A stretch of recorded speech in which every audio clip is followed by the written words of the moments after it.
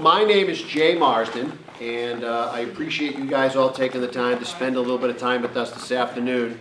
I am an elder law and estate planning attorney. I'm based out of Holliston, Massachusetts. We also have an office on the Cape, and I'm also an investment advisor. I've been an elder law attorney since 2002, and I've had the good fortune to do a fair number of these panels over the past couple of years as a way to just come out, provide some information to everybody so they can get a sense of what some options are. And we have found that doing it in this panel setting works really well, because what you're going to see today is each of our own individual disciplines all are very much intertwined with one another. So as the lawyer, it's my job to get your plan set up. And as you're going to hear from some of the other folks here, that plan might involve a conversation about whether or not to sell a piece of real estate. That conversation may involve, do I bring some care options into my home? Those options might involve, do I change up my living situation completely and totally? And what do those options look like? And they all kind of dovetail into one another, and one question leads to another question, which leads to another question. So we thought doing these as a panel arrangement provides kind of better, more cohesive unit for you guys. So that's the plan today. I appreciate you guys coming again. I hope that this is helpful for you. And let me put my glasses on here so I can tell you who's joining us today. So I mentioned myself, elder law estate planning attorney, been in the business for quite a while.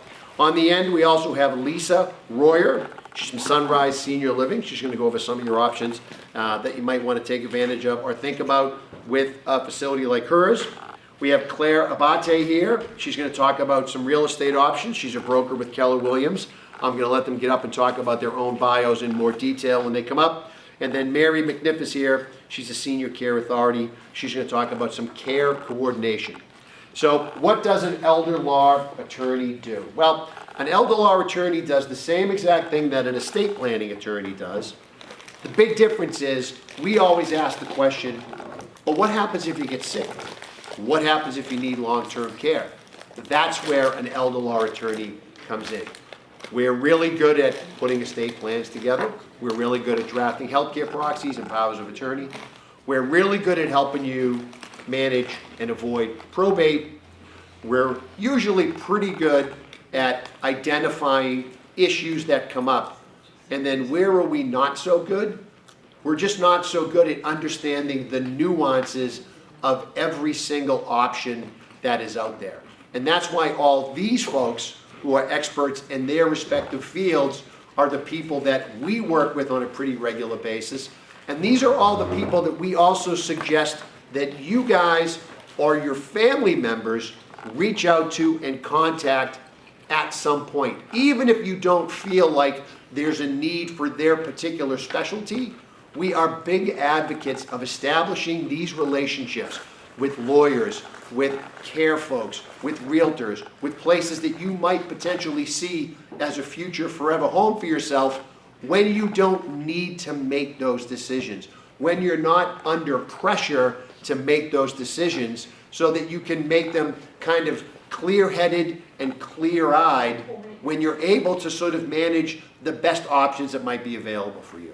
So that's the purpose of today's panel. Everyone's going to get up, they're going to talk a little bit. And I'm a lawyer. I love to talk about two things: the work I do and myself. Those are my favorite subjects.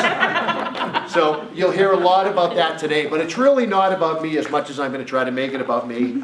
And what I'm going to do is I'm going to turn it over to Claire. She's going to talk about real estate options, some of the things that you may want to think about. And then once the panel presentation is over, we're going to do what I think is the most important part of the event, is the Q&A. So write your questions down. We'll cover them at the end. And then that way, all the questions will be answered by each of us individually. And then we can hopefully make this a very productive and a very educational event for you. We hope you take a lot of it away. So I'm going to turn it over to Claire. She's already told me that public speaking is her #1 favorite thing to do aside from selling real estate. So you're in for a treat. Thank you, Jay. Wait this out. Yeah.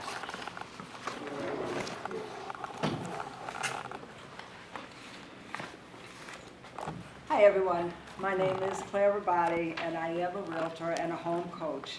I'm a realtor with Keller Williams Realty out of Easton. A little louder, but thank you. We're using my thing. Yeah, use the mic. Hello. Yeah, Can you yeah, hear me Yes. better? Yes. Thank you. I am a senior home coach and a realtor with Keller Williams Realty out of Easton. I'm also founding member of the National Aging in Place Council here in Massachusetts. And although my husband and I, it's my husband over here, my husband and I have been selling homes and helping people to buy homes for over 20 years, today I want to discuss with you the difference between a realtor and a senior home coach. As realtors, we come into your homes when it's time to sell. As a senior home coach, my role is to educate and prepare you. We help you to understand the kinds of services out there, like Jay just mentioned. We don't do everything, but we can certainly introduce you to the right professionals who can do the right things for you. We helped you to get your next chapter in line. Whether you want to age in place, downsize, or right size, we come in when it's time to help you get your ducks in a row. I had these all messed up, and my husband nicely placed them in a row. So.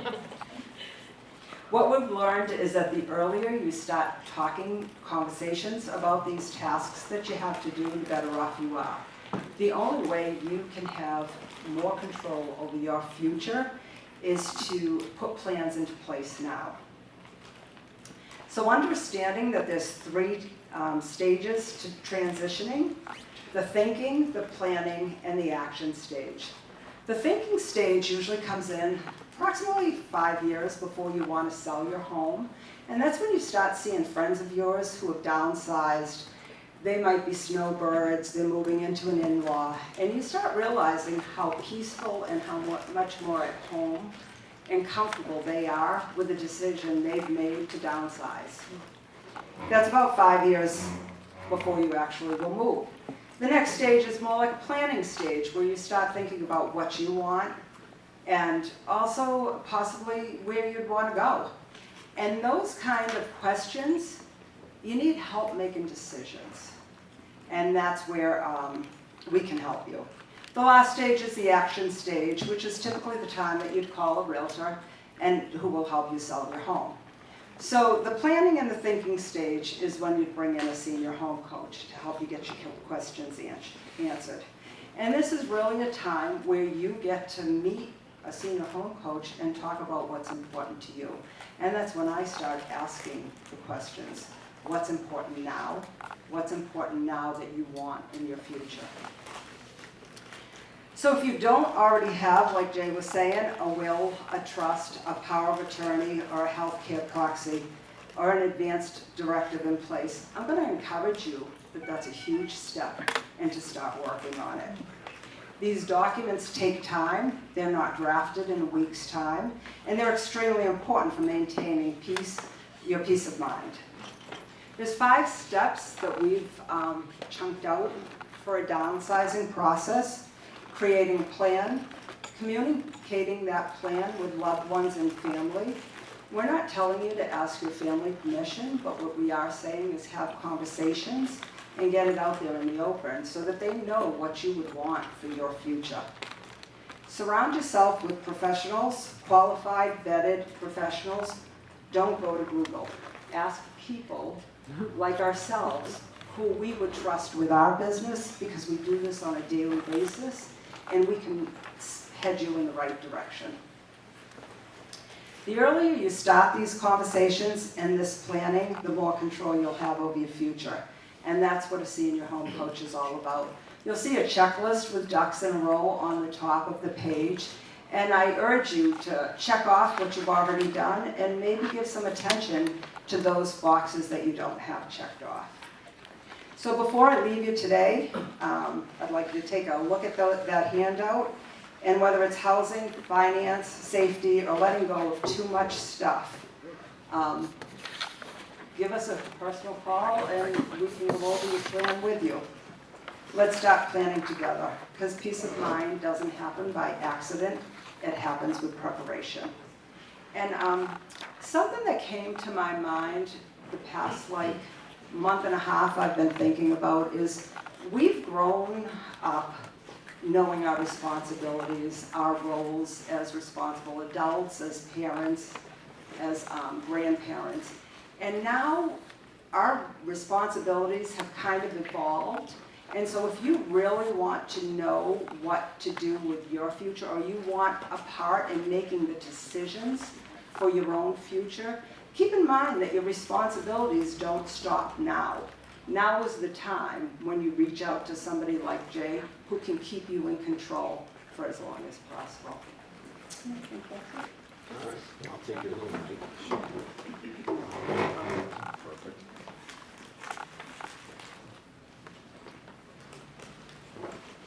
All right, that's fantastic. I want to ask everybody, who remembers the first time they moved? Think about it. All right? Now, the first time I moved out of my mother and father's house. I had matching luggage, which was 2 green plastic trash bags. And that was it, okay? Now, the second time I moved, I had accumulated some stuff, but it all fit into my 1980 Datsun, that's right, Datsun Maxima, okay? That was the last time and the easiest time moving ever got for me, okay? So I thought about 3 things while Claire was talking, okay? For many of us, this is why working with somebody who specializes in moving seniors, I think is worthy of consideration. Number 1, you're going usually from bigger to smaller. I was going smaller to bigger, now I'm going bigger to smaller, okay? Something to think of, because now you got more stuff and you got less places to put it. So you really have to get into that whole idea of let's kind of strip this thing down. And that's where talking to one of these folks well in advance of this type of activity gives yourself a little, this is a stressful time for anybody. Give yourself plenty of lead time to get in front of it so you don't run into a ton of problems. Now, who thinks that today, right now, they have less stuff than they had before they moved in? No. Right, nobody. And I hate to tell you this, I moved my parents a couple years ago. Unfortunately, and my stuff is included in this, nobody wants our stuff, okay? As much as I've offered a house full of furniture to people who had recently moved, everybody says, I want to get my own stuff. Go on Craigslist, go on Facebook Marketplace. There's millions of couches and bedroom sets and headboards and footboards and sideboards and hutches and things that nobody wants anymore, right? So you really got to get in front of this. This is why talking to somebody who's in the senior space really works out better for you. And then who thinks moving today is physically less challenging than it was 30 years ago, okay? I mean, I almost tweaked a muscle in my back just picking up that sandwich right there. Let's not even talk about a box full of stuff that I don't even know what's in there, because we all have those in our basement. So highlighting the work that you might do with a senior mover, somebody who specializes and understands the space, is absolutely worth consideration. Early is better than later. I'm going to turn it over to Mary next. She's going to come in and talk about care coordination and some of the things that her services, her organization can also provide for you guys in this type of scenario. Want to give you that? Do you want to? Perfect. I can take that just to so sorry.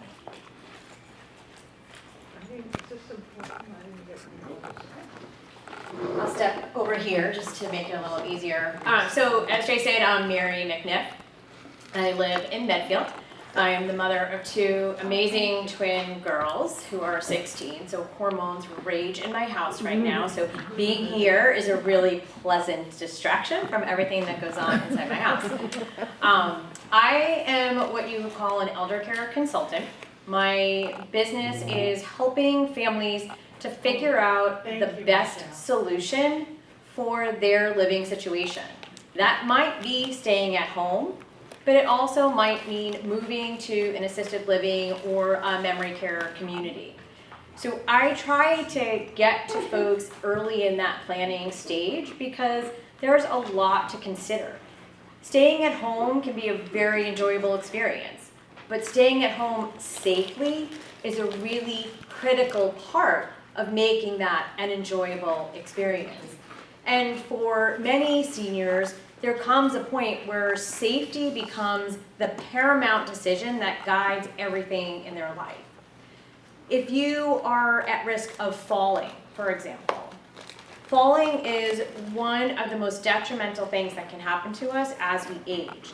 And women in particular, we are really susceptible to breaking a hip or a bone just due to calcium loss, right? There's nothing that we can do about the calcium loss. We can maybe tweak some of the rate of the loss, but it's gonna happen.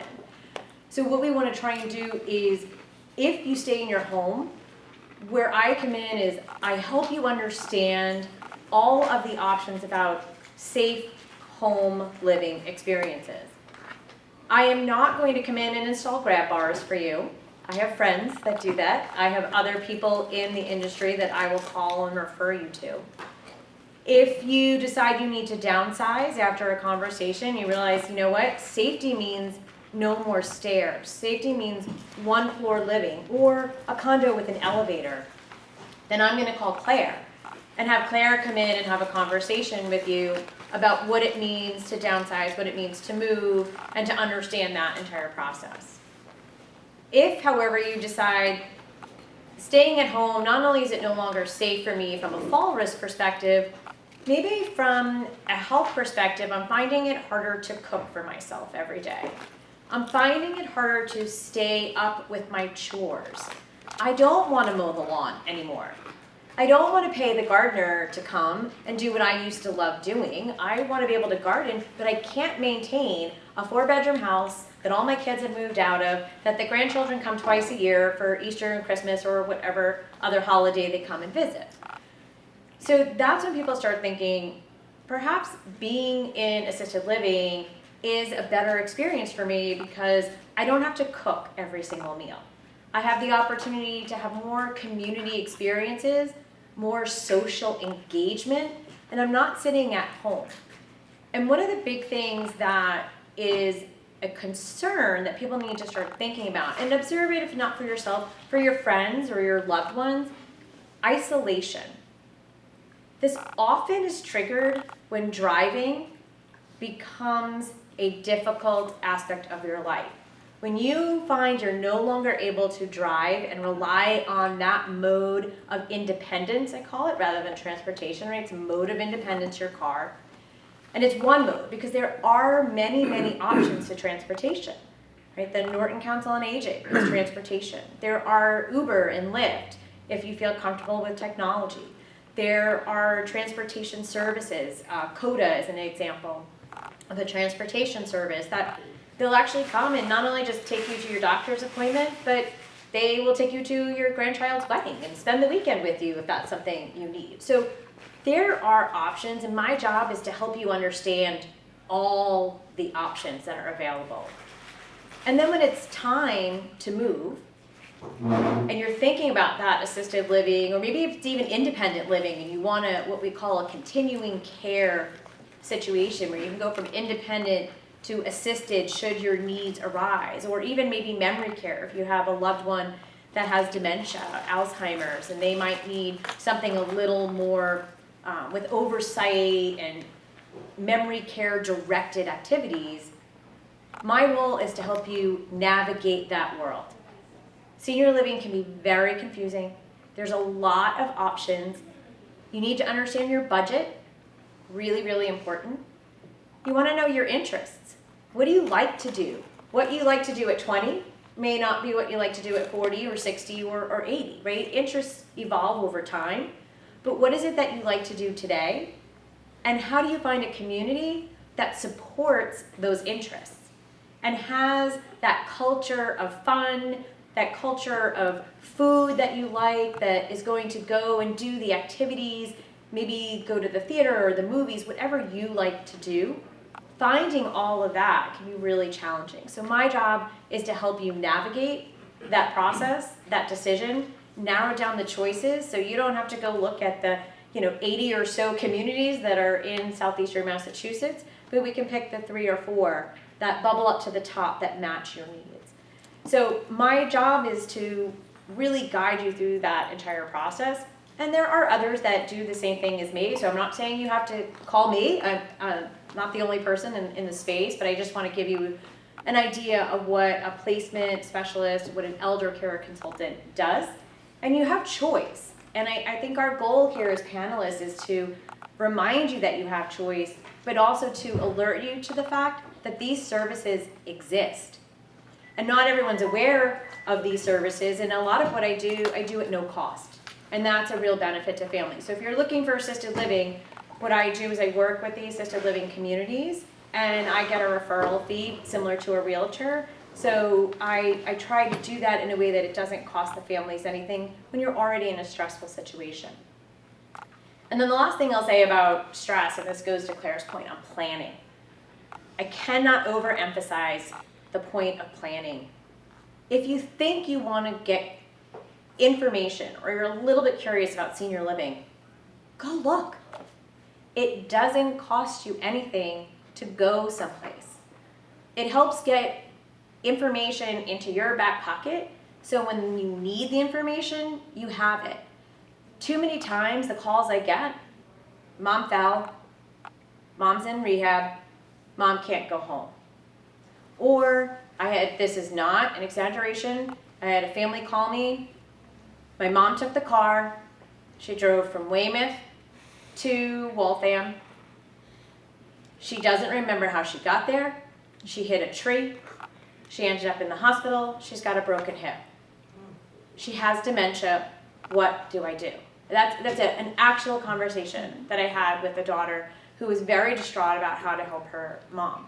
And because they hadn't planned and they didn't have the conversation, the daughter was struggling with what's the right thing to do for my mom because I didn't understand her wishes. So the greatest gift you can give your children who may have to help you in a moment of crisis is to tell them your wishes. Talking to Jay, planning that out, touring some of the communities, writing down what you're interested in, it makes the planning process so much easier when the time comes for a crisis. And let's try and avoid a crisis. That's really the goal. Be proactive. I was a Girl Scout. Any Boy Scouts, be prepared is your motto. I fully believe in that, and I just encourage all of you, think about this, think about how you want to plan, and know that you have resources, not just the four of us, but there are many others who really make it their mission to work with seniors and help you navigate what can often be a complex and overwhelming world. All right, Jay, I'm all set. I'll hand it back to you. Super, thank you. You're welcome. I'll take that. So, thank you. Thank you, Mary. So one of the things that we talk about with our clients all the time, yes, we're lawyers, right? Yes, we think we're the smartest people in the room for all the obvious reasons, right? But what we try to tell people is all these conversations about what we're talking about, this isn't an age-based conversation. This is lifestyle planning. Every time somebody comes to me and says, Jay, should I put my house in an irrevocable trust, yes or no? I say to them, I don't know. Let's talk about it. Is this your forever home? We spend a lot of time talking about things that are not necessarily money-based or nursing home-based or I'm going to lose things. We say to people, what's your game plan? What are you doing? What's your lifestyle like? Is this your forever home? Are you downsizing? Mary talked about the money component. Can we afford to put the house outside of your risk? Because it's going to affect how you live your life in retirement. It's not always about the negatives. It's really about how are you going to navigate these waters going forward. When I first became a lawyer, I worked at Fidelity for 17 years as an investment advisor. I could put a trading plan together. I could do portfolio evaluations. I could develop a portfolio for you. From an investment perspective, you name it, I could do it. When I went to work as an elder law attorney, this conversation that you just heard, this was the hardest thing for me to wrap my head around. I didn't understand the idea of this care continuum. I can be home with services, I can move to some type of assistance. Very, very difficult thing for me to wrap my head around that journey. I don't know why. Maybe I was too young, maybe I was too old, maybe I was too caught up in my head as a lawyer, drafting powers of attorney, reading your 50-page document that was your trust, piece of cake. Wrapping my head around this, very, very difficult. So this is a lifestyle conversation This is really about what you think the best thing for you to happen to you going forward, and you need to talk to the pros because they've seen all these situations. You know, you may only do this planning a little bit for yourself, maybe for a mom, maybe for dad, something like that. As professionals, everyone at this table, we have had this conversation countless times, and we've seen countless scenarios. Take advantage of the experiences that we've had to help kind of educate and information that you guys can benefit from. Use that information to help you guys make great or better decisions if that's what you're worried about. So now I'm going to turn it over to Lisa from Sunrise. She's going to come up and tell you all kinds of phenomenal things about her group, her organization, and then I will bring up the rear. I'm gonna do both. I'm All right. loud, by nature, but I'm gonna go with the microphone just to be on the safe side, and I'm gonna stand over here so nobody has to move their chairs. Fair? So thank you so much. Thank you so much to all my, panelists, colleagues here, and thank you to you.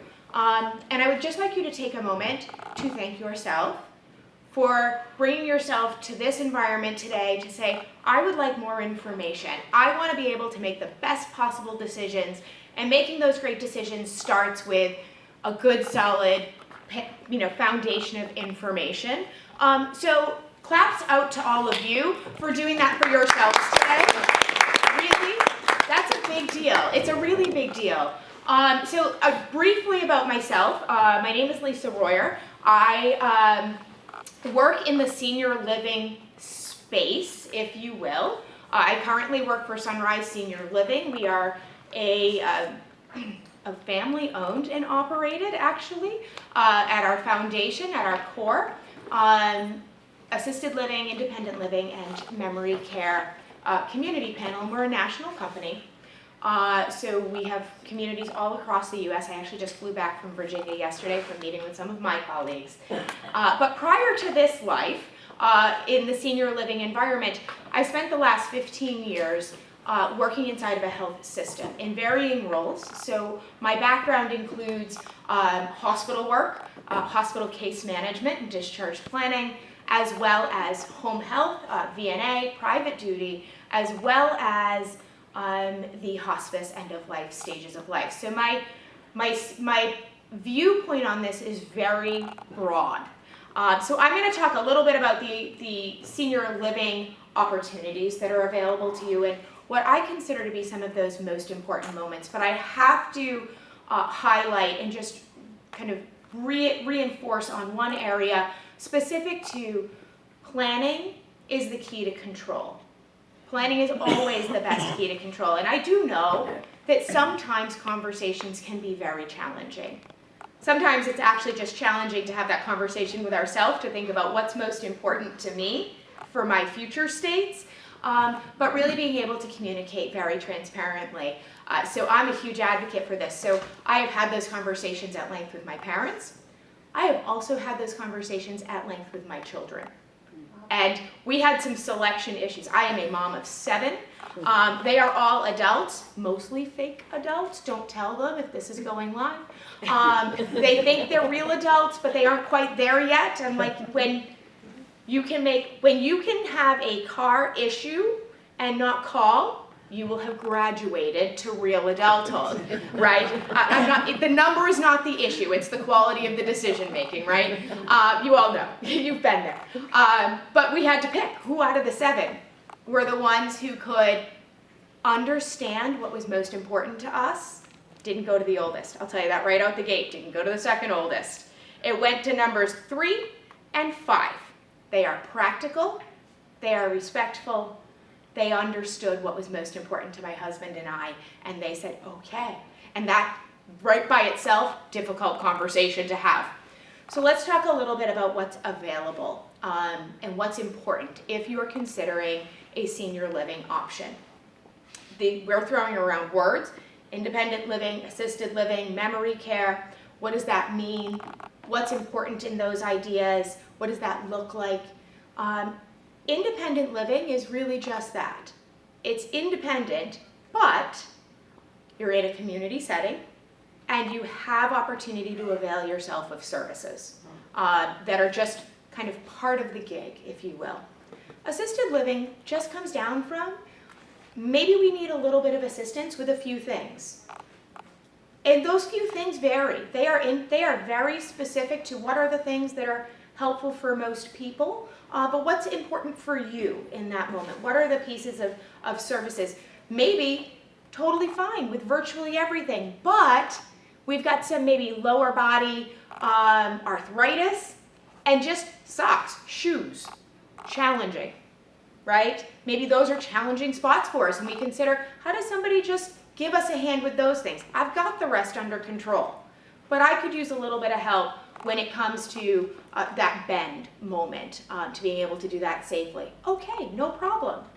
And then memory care is, it is a more secure setting of care that still promotes independence, but has a secure environment if there are, kind of progressing or serious memory impairments. It does not mean a mild dementia. That's okay. That doesn't mean you're automatically, going for a memory care solution. Maybe a solution that has the ability for the care to adapt to a growing need. And I think, as we meet with folks inside of our communities, with what's the most important things for you? What resonates for you? And when I am looking, working with a family, I would encourage everyone, explore your options. Put your feelers out there. Check out what you think might be good. I will encourage you, enlist the help of someone like Mary. Because then instead of worrying about, 12 options, you're thinking about maybe 3 or 4. You're narrowing your field. You get to go look. You get to go walk around. You get to go talk to folks and say, is this somewhere I can see myself? Is it not? And then Mary's going to say to you, well, what did you like about it? And that helps us pick. Maybe none of the first 3 are the right fit. No worries. We just identify what inside of those didn't click for us, and we make different selections. It is a wide open world when you're talking about a senior living solution. The sky is the limit. There are places that are small. There are places that are large. There are places that feel like a 5-star hotel, and there are places that feel like a bed and breakfast. And you know what's the right environment for you. And it's most important that wherever you choose to call home, it feels like home. And you can be comfortable like home. Nobody wants to be uncomfortable in their own home. Is that fair?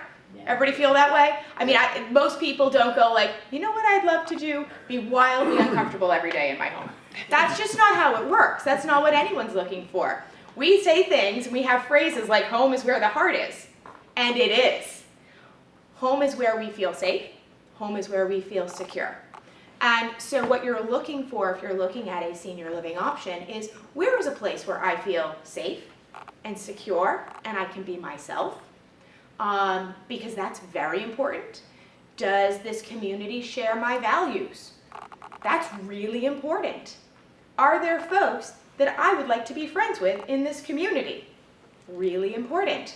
So as you take a look at what's out there and consider what's out there, I encourage you, number 1, work with some of the folks, or folks like us, and maybe not us, that's A-okay. Maybe we don't resonate for you, that's all right.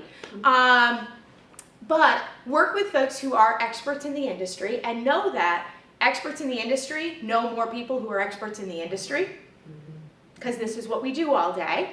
And folks who are really good at that build a strong network around them, because we can't all be experts at everything. Nobody can. Even lawyers, right? Knows lots of stuff, can't be an expert at everything. So how do we find the people who are, and how do we work with them? When you're thinking about a senior living solution, I encourage you to consider, try the food. Try the food. I come from a large Italian family. Food is my love language. I don't believe, I might be stereotyping, food is my love language. I feed people, that's what I enjoy. And if I also enjoy good food. I remember distinctly being a kid. I had a Datsun, by the way. You said that, and I was like, woo, all right, I'm throwing it back now. I had a 280ZX turbo, though. And that was a bad choice on my parents' part. But we all make mistakes, and we live and we learn.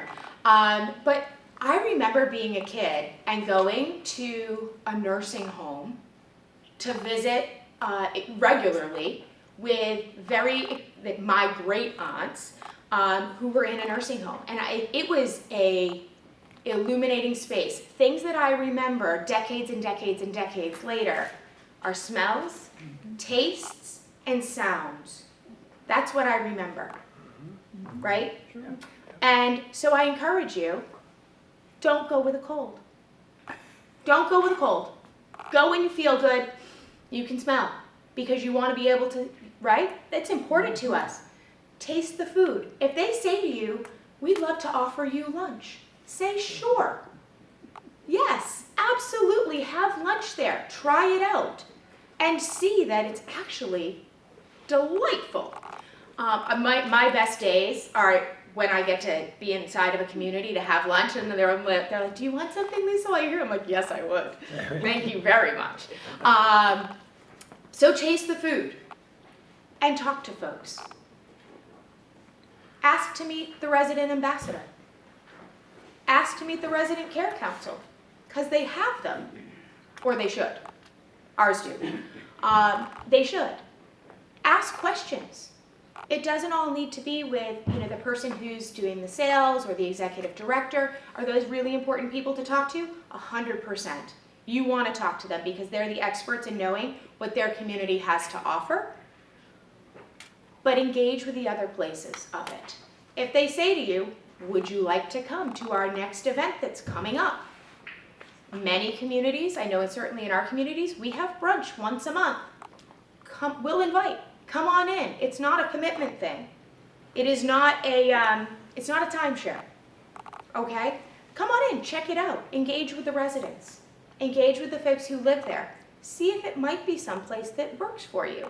Consider test driving, if you will, right? Has anybody seen the commercials that you can buy a car on the internet, buy pictures, and you don't drive it? To me, this is mind-boggling.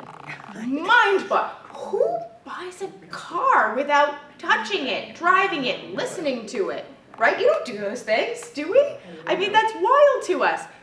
Why would you consider a senior living solution that you haven't test driven? That's right. Test drive the car, right? Check it out. Open up the door. Was there a smoker in there? It matters, doesn't it? My youngest son, he's 20, he's gonna be 21 soon. His car, every time I get in and I'm like, dude, what were you thinking when you bought this car? He's had it for years. Can't shake the smell. It's not a bad smell, but for me, I'm like, it matters to me. I'm sensitive to smells. So I'm like, wow, buddy. Wow, right? It matters.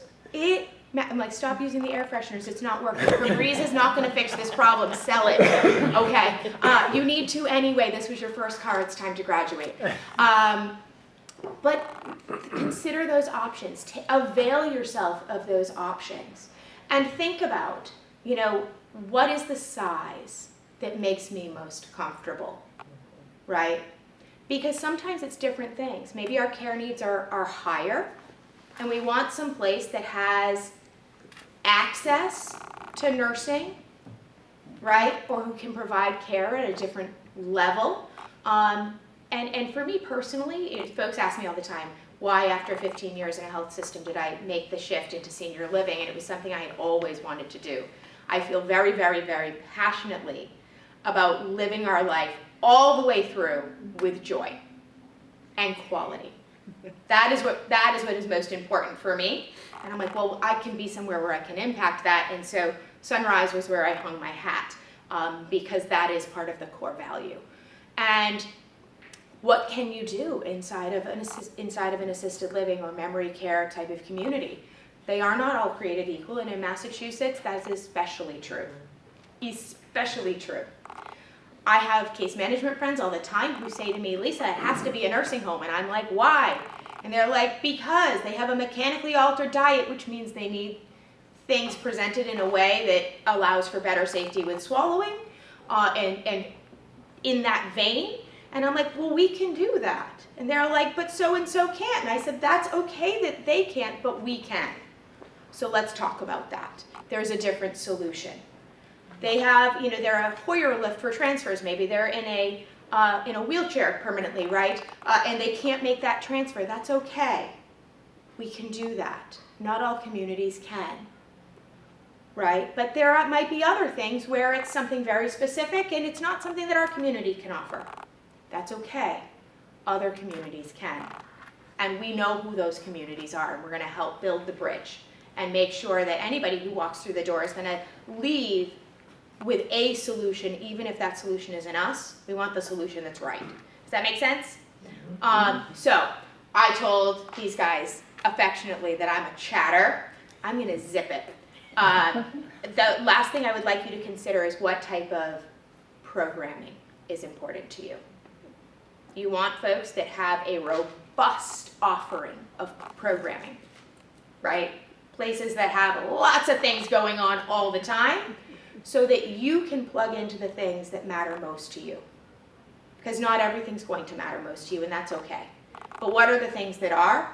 Places that offer lots and lots and lots and lots of choices give you opportunities to be connected in a community and have community. When folks say to me, why senior living over in-home care?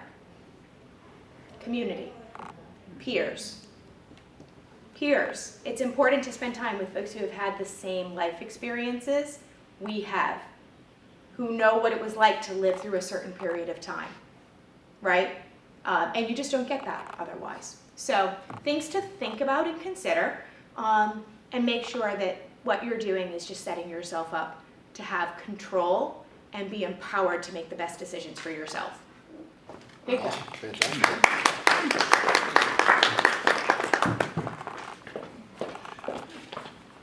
So Lisa's spot on. She's telling you a story she doesn't know. We never talked about this one-on-one, but I have something that kind of dovetails right into this. So unfortunately, my mother-in-law passed away last year. And so my father-in-law, left to his own devices, we're trying to keep him on the straight and narrow, make sure he stays out of trouble. And he decided, he said, you know what, I'm going to start the process of exploring, looking at an assisted living option. I think this is the way I want to go. Anytime our clients say, I'm thinking about something like that, we say all the things that Lisa said. Go look at a lot of places, go check a lot of places out, try all the things that you want to try out. One of the things that we're huge advocates of is we're huge advocates of a respite stay.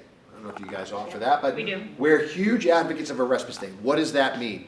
I think I might like to try out one of Lisa's facilities. I might want to check it out and see what it's like. You don't sell your house, you don't put it on the market, you go and you move into the facility.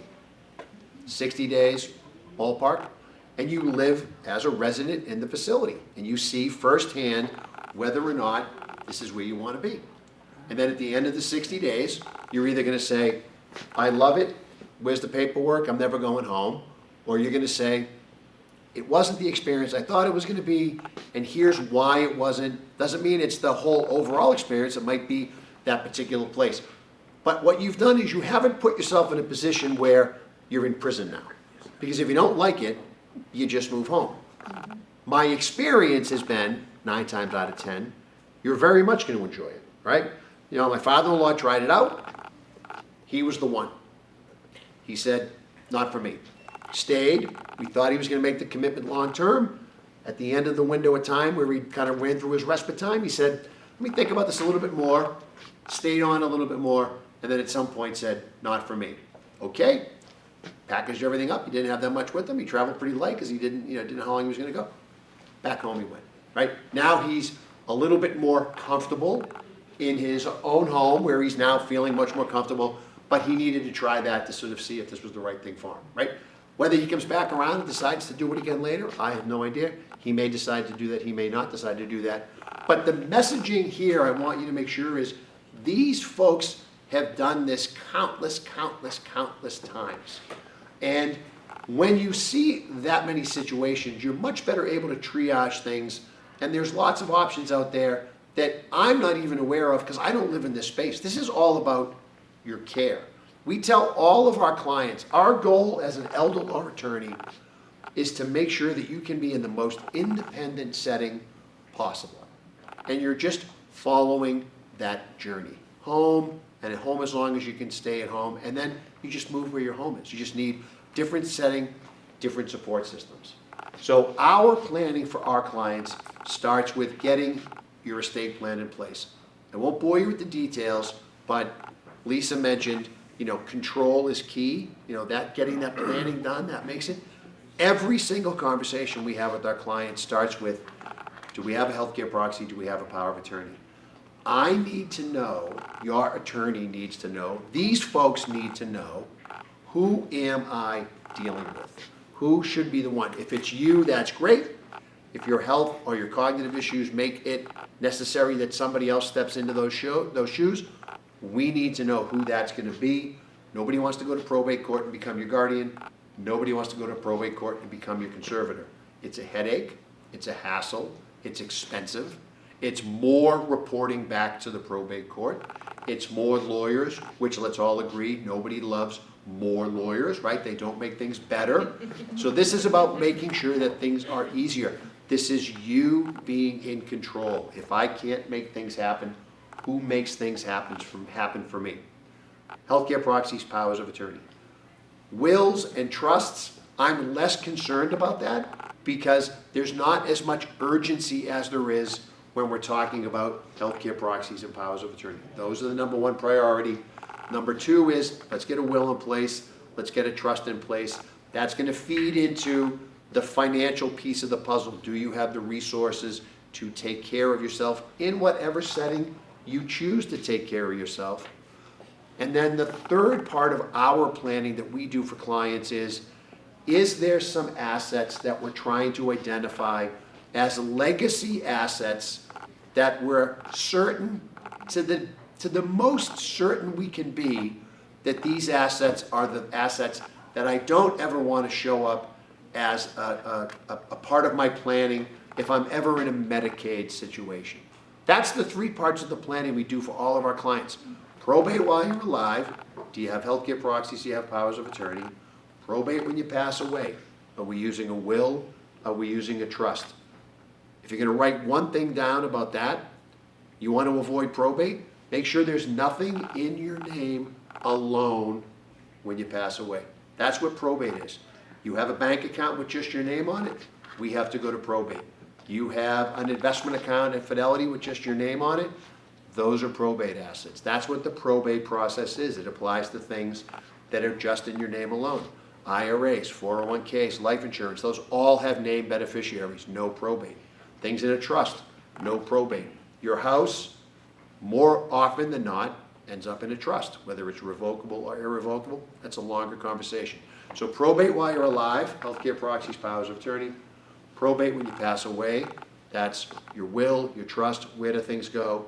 And then the third part is, what happens if somebody gets sick and needs long-term care? Do you have a long-term care insurance policy? Are you gonna self-fund anything that might happen? Are you just gonna say, look, these assets are for the rainy day, and if the rainy day shows up, I'm gonna use them?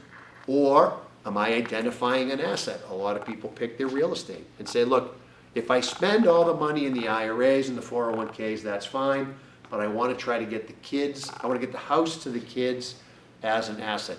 That's a conversation that we would work with you on to say, well, let's talk about what that means, let's talk about what that looks like, and let's talk about if that even makes sense, all right? So that's what we do. We get the plan done on the front end.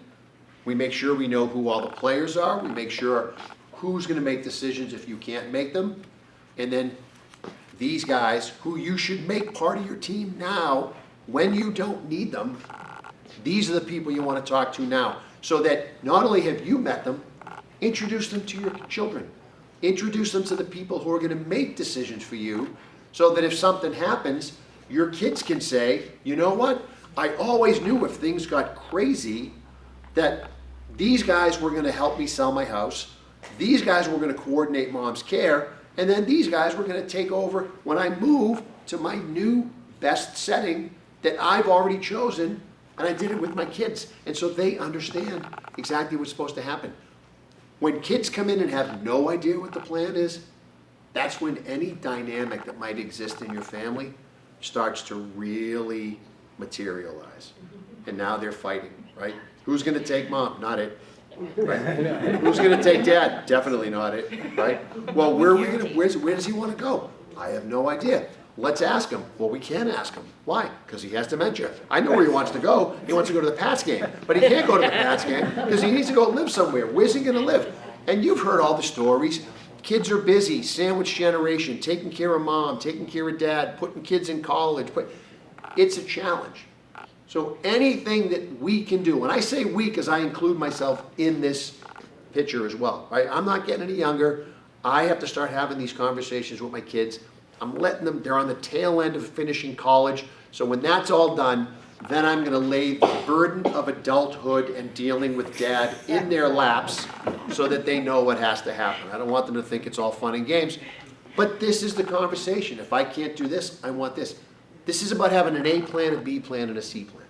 That's really what we're talking about. Talk about it, open the conversation up with the kids. Thanksgiving is coming up. You're gonna be spending an inordinate amount of time with people. This is a great time to approach these things slowly. You don't have to sit everybody down and dump it on them all at once, but just say, hey, I've been thinking about some things, and I just want to make sure I kind of start to loop everybody into the picture a little bit so everybody understands what's going on. So this brings us to our promised 1 hour window of where we would stop talking at you and open up the Q&A part of the questions so that you guys can come back at us and then we can actually hopefully answer any questions that might be lingering. So I'm happy to take any questions from the audience. And if there's anything, there's no such thing as a crazy question. And then we'll sort of, we'll send the question to whoever the most appropriate person is to answer it. So questions from anybody. Don't be shy, right here. Now, where are you located again? I'm located in Holliston, and we have an office in Hyannis. Thank you. You're welcome. Anybody else? Right here. Irrevocable versus irrevocable trust as Yep. far as your home. Got it. If it is put into a revocable trust, can it be garnished by the nursing home? Yes. Okay. Revocable means you are completely in control, right? So think about it. Revoke, you can turn the whole thing away, you can Yeah. shut the whole thing down. Irrevocable is when you are giving up control. So I tell everybody, you put the house in a revocable trust, sell it, take the money, go to the islands, do whatever you want to do. It's yours to do whatever you want to do. You put it in an irrevocable trust. A week from now, you call your kid, you say, that Marsden guy was a lunatic, no idea what he's talking about. I would like the house back. The kids can say, not so fast. That's what starts the clock ticking. It's all about control. And it's, for the most part, it's a 5-year look back. You gotta get in front of that a little bit. Yep, okay. Somebody else in the back had a question. I was just, do you handle other things besides elder law, or is that pretty much it? So we do estate planning, elder law, call that one. We do probate work for somebody who didn't do the planning, if you will. We do Medicaid applications for clients on sort of the asset protection part of the plan. And we do a little bit of the sale of real estate. We're not the brokers. You'd hire these guys to be the broker. Somebody would get us involved to handle the legal part of the puzzle. That's what we do. That's kind of our wheelhouse, if you will. What else? Come on. Don't Really? let us off easy. Jake, can I? Yes, you can. It's a lot. So I just want to ask, has anyone thought about senior living? One, two. Has anyone gone to tour a senior living community? One, two, three, okay. Thank you. Just for those of you who are a family member, I'm curious who was looking at it from a proactive standpoint versus a reactive standpoint. Any proactive? Well, it was just to visit friends that were living in our That's sister. fine. living and to see what they were doing and how they liked it. Many didn't like the food in their facility, and they moved to another one, and it was good at first, and then they didn't like it. So what do you do?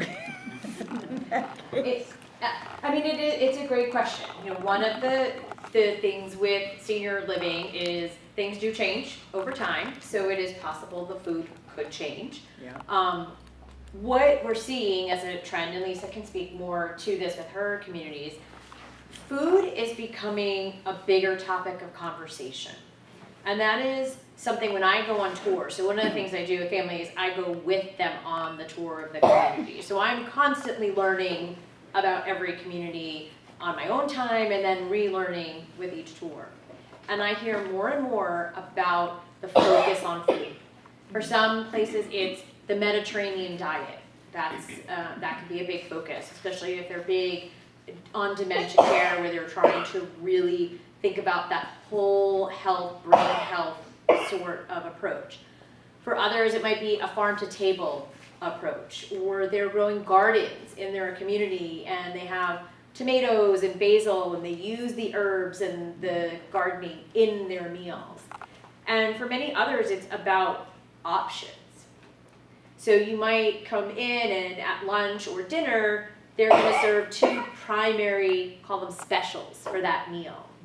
But then they have an all day or an always available, different terminology depending on the community, where if you want a hamburger, you can have a hamburger. If you like grilled cheese and tomato soup, order grilled cheese, and hopefully they have tomato soup. Most days they do, but sometimes it's, potato soup because that's what was for dinner the night before. But the idea is communities are putting a little more emphasis on the food because it is a huge benefit, and it's a huge part, as Lisa said, right? I'll let you talk in a second here. The Italian food, right? That love of food, and so many people really thrive on that community aspect of a meal, and it's so important. So we're seeing changes. It's getting better. It's not going to be perfect in every community, and some definitely do a better job than others. But Lisa's recommendation, go for a meal. Can't speak highly enough about that option. When it gets offered to you, take advantage. Schedule your tours around a meal so that you can have lunch or stay for lunch or join them for happy hour. Really see what they put out for happy hour. They put out a bag of chips. No offense to what we provided today for the bag of chips, or are they putting out, something like a hot meal, some quesadillas, like what is it that they're offering? So get to know that. So at least I don't know if you want to speak. Sure. Thank you, Mary. And I think Mary really summed it up pretty well. I think what you're going to see as you move forward is continued evolution in the assisted living space. I just joked that I literally flew home from our corporate office in Virginia yesterday, but had the privilege to spend some time with our senior vice president of dining and programming, incidentally, and we talked about food and what it is. It's a very, very important item for so many reasons. One, it's a lifestyle moment. It is a enjoyment of life moment, and it's certainly something that we focus around. However, in addition to that, if we're not meeting nutritional requirements for ourselves, we have significant health impacts to consider. Our likelihood of falling dramatically increases. Our cognitive capacity changes if we are not eating and hydrating properly. So it's important. It is also regulated, incidentally.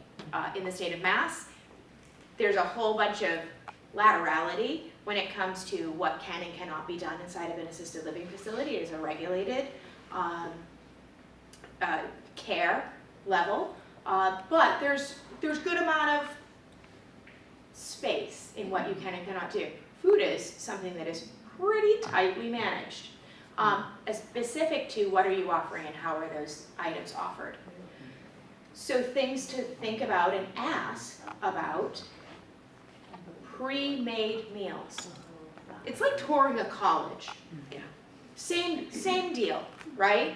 When I did this with my kids, and it's funny because I was driving here, and my number 5, who I told you I put in charge of a few things, just graduated from Wheaton a couple of years ago. And the food when she enrolled, and the food when she left and graduated, and over her 4-year span, changed dramatically.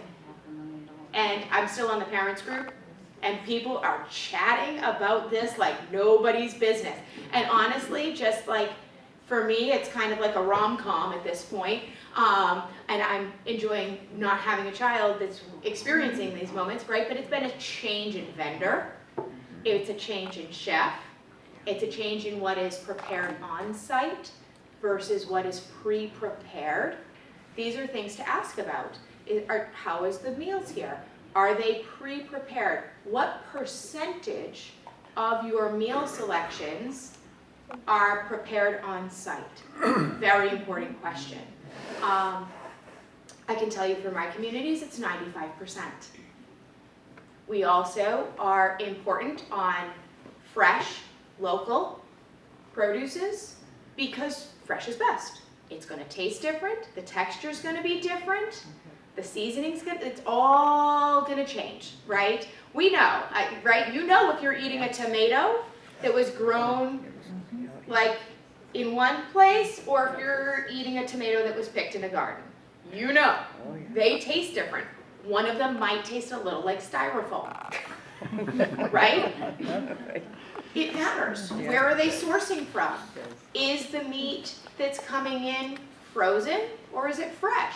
How often do they get deliveries of options, right? I had the privilege, I was in our Norwood location, which is not too far from here, last week and chatting, and the executive director and I were having a meeting about some different strategy items, and she said to me, she's like, hold on, I need to approve the food order because it's coming tomorrow morning. And it was literally like, it was everything that was coming on that truck the next morning was what was going to be prepared for the next 2 to 3 days. And as she had the chef sitting in front of her to approve that food order, it was about, what do we need right now? Let's think about next week's menu. We'll start pre-planning what we need to purchase, but what do we need for the next 3 to 4 days? Now, do they have a stock of things that are frozen? Of course. Yes. Do they have backup options? Yes, of course. However, pre-made, prepared on site, locally sourced, important items to ask about and to consider. And when you see that shift, that's a thing. I think as you look industry-wide, you will see different companies, especially those that have really phenomenal financial solvency, which is an important thing, right? They can spend more on it because they can. They can pay for the quality. You'll see them continuing to shift into this hospitality space where you hire chefs, right? So who's in the kitchen? Chef or not a chef, right? Right? It's the same concept. Does that answer your question? Yes. Okay. Thank you. Put my hand in this back here. Other questions? Other questions? Anybody else? I just got a question, so I think it's Mary. Okay. You're the one that sort of becomes sort of the consultant, is that correct? Correct. So I'm just curious as far as the range, do you look at facilities throughout the state? Do you do a certain region?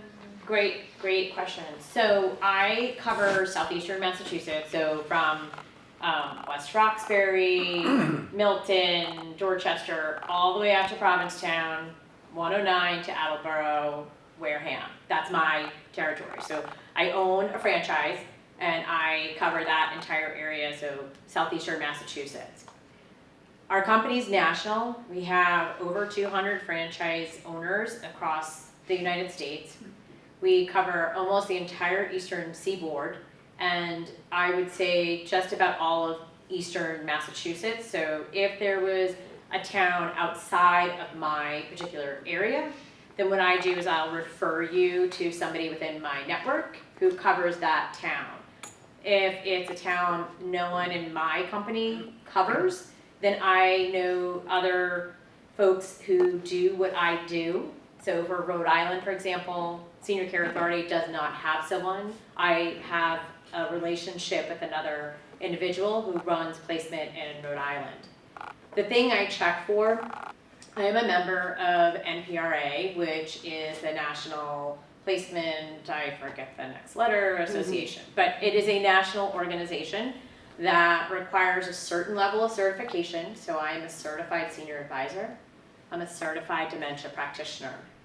NPRA has protocols and rules that we have to follow to make sure that we do the right due diligence, that we're working on behalf of our clients, and that we all follow the same sort of rules of the road.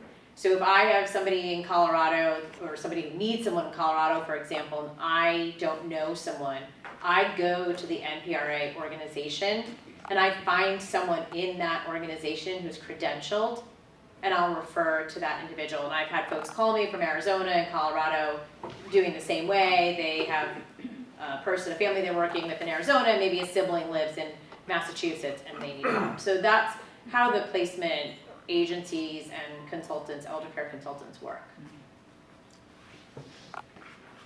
Would you say that, I mean, I've heard of like a place for mom type of thing, is that similar or? So that the overall sigh that you probably didn't hear, so here's what I will tell you about A Place for Mom and what makes myself and some of the other placement companies very different.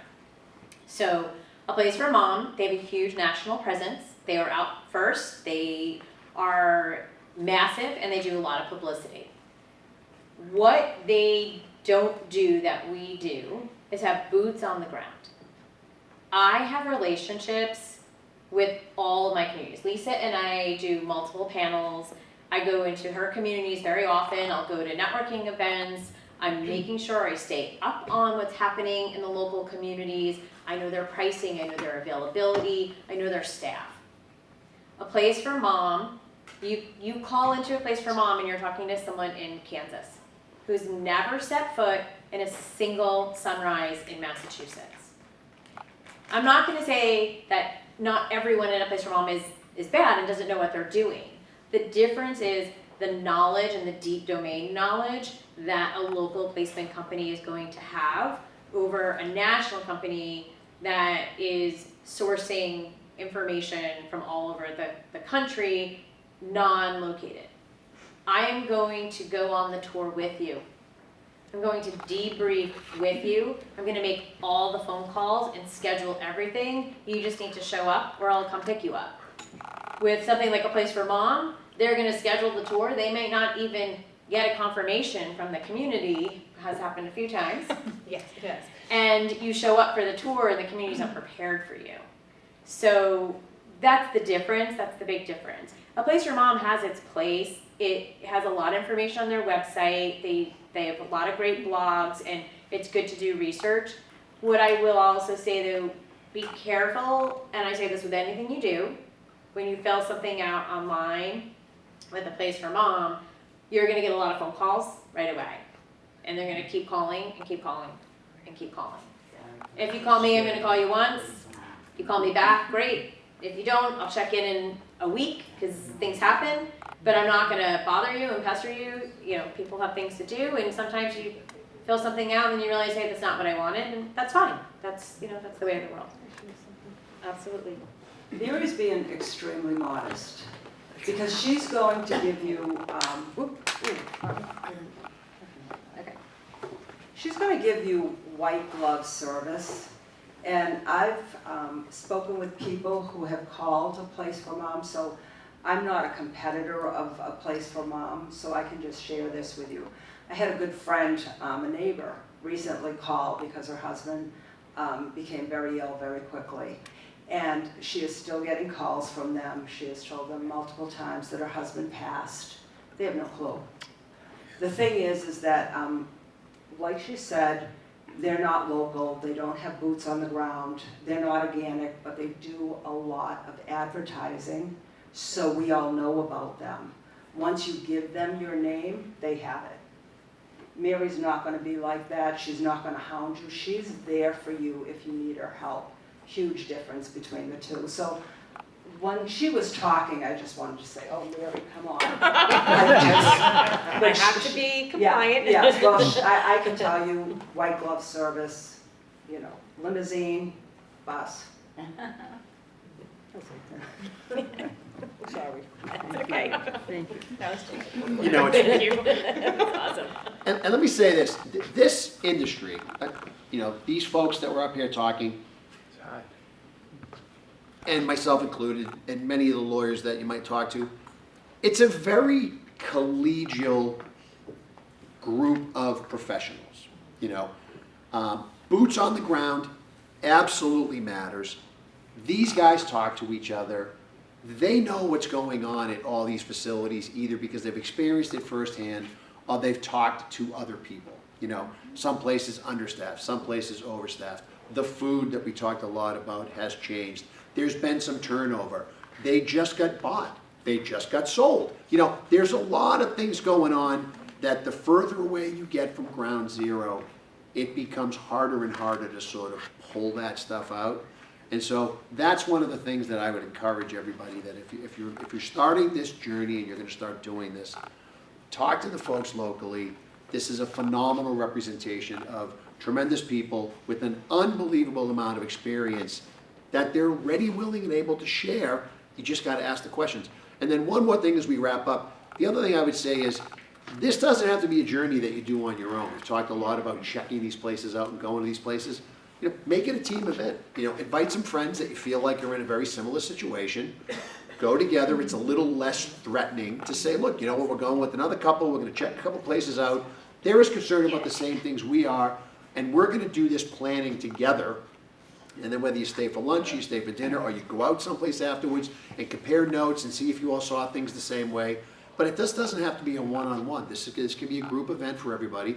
Because, we always joke, right? People end up in Florida. Why'd you go to Florida? Well, friends of mine moved down there, and then we went down and we saw them, and then we ended up buying a place or renting a place. And we moved out to here because friends of ours moved out here, and then we liked it. We went out and we went to them. We went to visit them. So use that, they also have knowledge. They're going to have a different set of eyes. They're going to think about different things. So it doesn't have to be this Bataan death march of, I got to go figure out what we're going to do, right? Have some fun, enjoy it, make it an adventure, make it a plan, okay? Make it a plan, pull it all together. The planning is the key, and the planning is control. I absolutely cannot underestimate, I can't overstate that enough. The planning is the control. And I apologize for my voice. This is my 4th presentation this week, so as we get to the end of the week, I'm kind of running out of gas here vocally, which is unusual, but that's why I sound so scratchy. Any other questions before we wrap? Yeah, Kathy. Just a real quick question. So we talked about revocable and irrevocable trusts. I have someone in my family that has a. Yep. owns So a what, house, has a kind of life how it estate. works? So what's your theory on that? I just wanted to- So life estate, basically what a life estate means is, I own a house, I want my kids to get the house. Let's say I have 2 kids. I can sign a deed right now and I can transfer the house to my kids. And then I reserve what's called a life estate in the property. They can't kick me out, very important. It does start the clock ticking for the 5 years for Medicaid planning purposes. It avoids probate, and it also gives the kids a step up in basis, right? So anybody in this room who paid what we all are paying for a car, you guys paid for your house, okay? That step up in basis, the gain goes away. It's a real win for the people who inherit the property.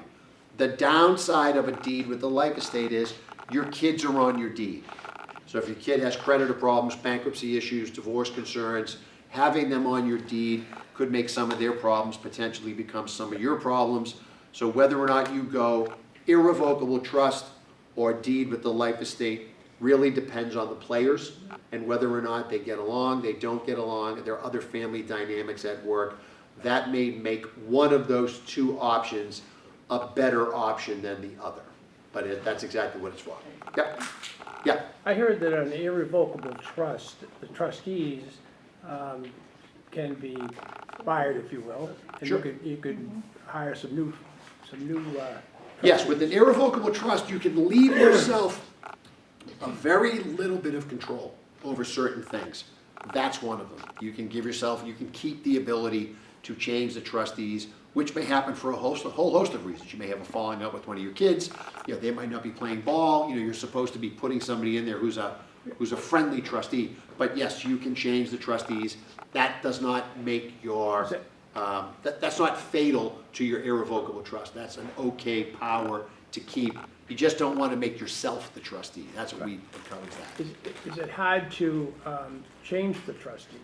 No, it's usually, the answer to any trust question is always, what does the trust say? The trust would probably say the grantor or the maker of the trust can switch the trustees, it just needs to be in writing. So you would do, it sounds a little crazy, but you would do an amendment to your irrevocable trust to just say, we're swapping out daughter for son, son for daughter as the trustees on the trust, and off you go. And that's not a problem. Shouldn't be a problem. Shouldn't be a problem. Yep. Going once, going twice? Do you have a business card? I do. Should be on the table. There's pamphlets on the table. There's pamphlets for everybody right here? here on the table. These Yep, right little there. ones? Yep. Oh, I see. Right there. Take the material. Please call. I can speak for myself. We don't charge for the initial consultation. It's really kind of fact-finding. Make sure that you like us. Make sure that we like you. We'll sit down. We'll talk about your options. We'll lay it all out. And then from there, decide where everybody wants to go. And then I'm assuming these guys work somewhat similar to that. But the key is get in front of it. Do it early. Build your team.